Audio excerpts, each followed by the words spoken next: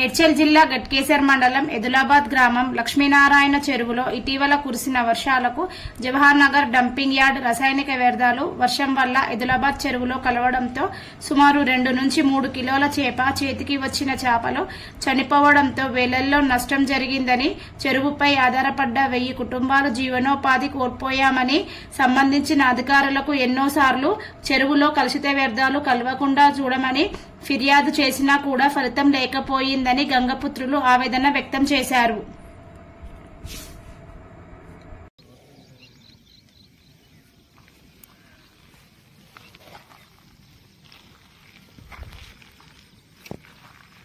గత 2 రోజులుగా కురిసిన వర్షాలతోటి పూర్తిగా కలుషిత జలాలతో నిండిపోయినది.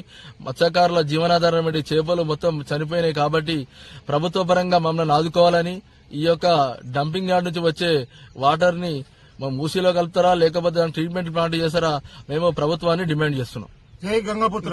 జై గంగపుత్ర.